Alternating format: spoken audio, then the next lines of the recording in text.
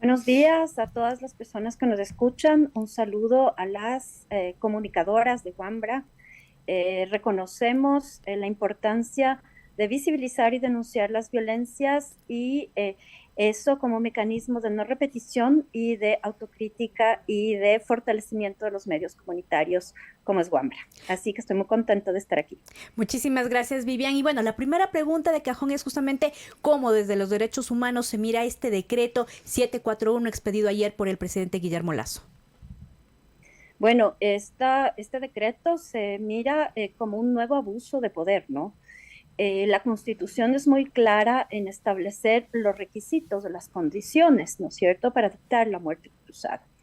Efectivamente, si fuese simplemente una decisión arbitraria del presidente, no estarían establecidos, digamos, requisitos que se tienen que motivar y fundamentar. El presidente de la República, no solo en este caso, sino en otros, ha hecho gala del desprecio a la Constitución y en el caso del decreto de muerte cruzada ha utilizado unos argumentos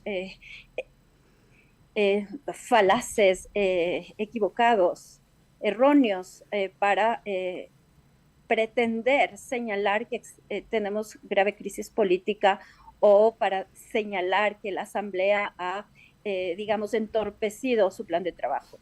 En ese caso es aberrante que señale que ha modificado o que ha archivado 3 proyectos de ley.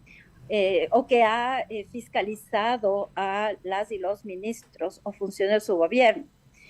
Señalamos que el ejercicio de atribuciones constitucionales y de deberes constitucionales no puede ser entendido jamás, ¿no es cierto?, como crisis política o grave conmoción interna.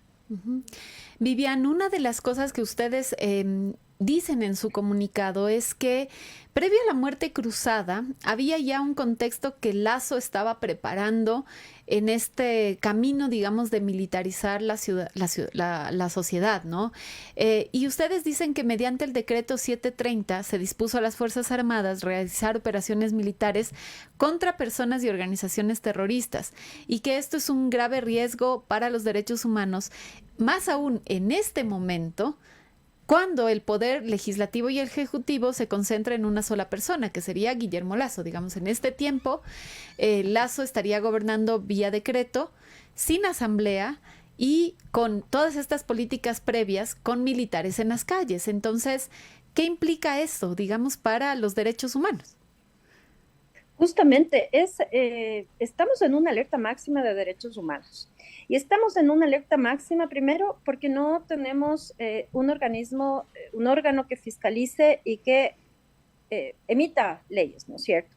Estamos frente a un ejecutivo que abusa de sus facultades y no solamente como en este caso, sino en otros. Ya me referí, por ejemplo, al a la ley de interrupción voluntaria del embarazo, donde modificó el 97% de la ley. Nos hemos referido también a este decreto, ¿no es cierto?, de porte de armas, del 707.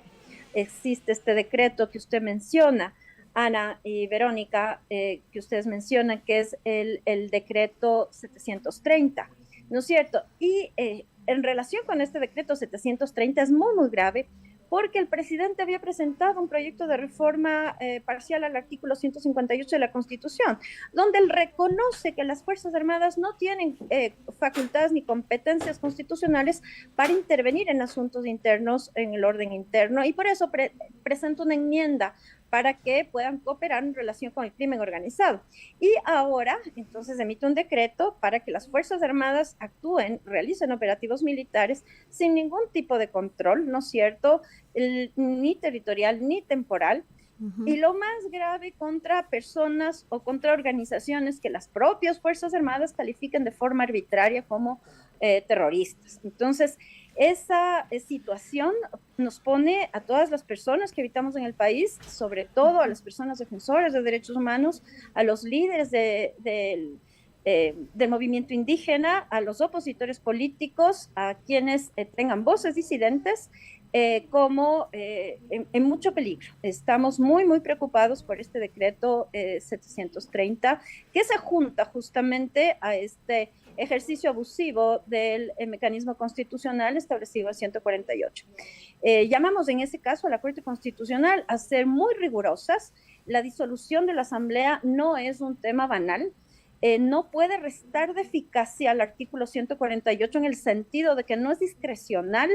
El presidente no tiene absoluta discreción para dictar este 148 de la Constitución, para activar este mecanismo que tiene que motivar, y la motivación, a diferencia de una motivación, digamos, de jueces y jueces, como estableció la Corte, debe ser una motivación suficiente y correcta, ¿no?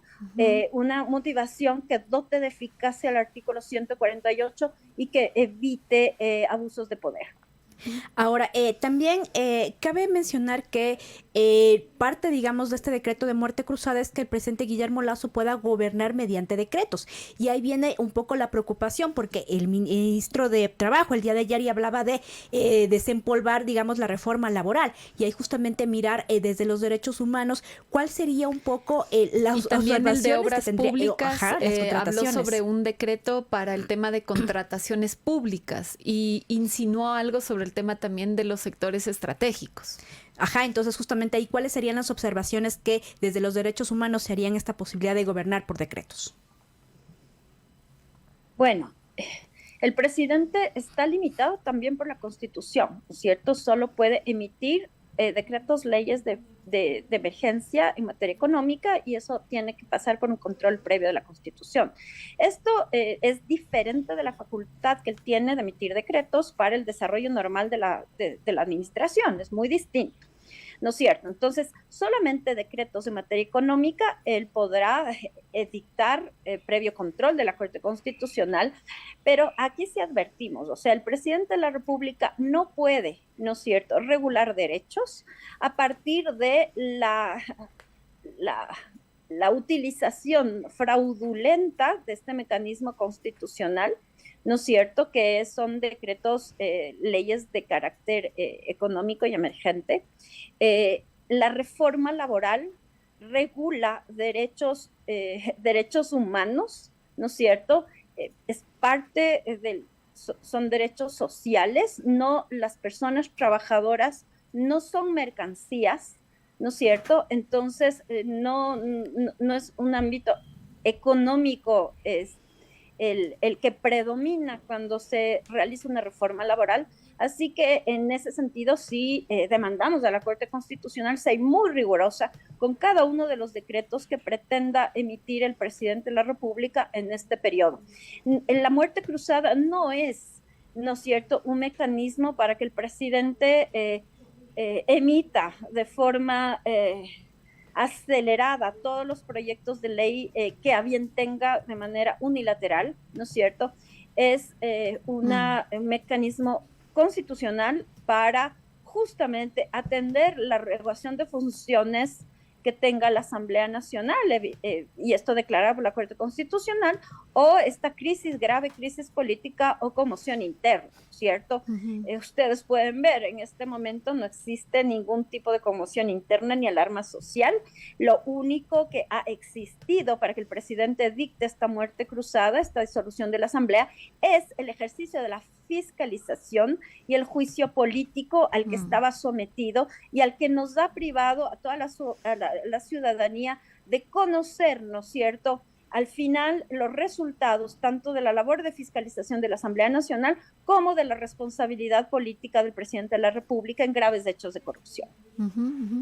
Vivian, entonces, en ese sentido, digamos, como tú explicas esto, el gobierno de Lasso en estos momentos, digamos, después de ya haber hecho la muerte cruzada, no es de que sea no es de que puede hacer un gobierno, digamos, sin control, o sea, como que puede hacer una feria de decretos y contradecir la Constitución y empezar a mandar, como han dicho los ministros, es que los ministros de Lasso salieron a decir, ahora sí vamos a hacer en 6 meses lo que no pudimos, en 3 meses lo que no pudimos hacer en 2 años. Entonces, como si que fuera factible hacer todas las acciones que un gobierno debe hacer durante su gobierno, como si que lo pudieran hacer ahorita vía decreto. Entonces, con lo que tú explicas, no es que sea tan sencillo. Necesitan el control previo de la Corte Constitucional, necesitan regirse a la Constitución y no podrían retroceder en derechos, pero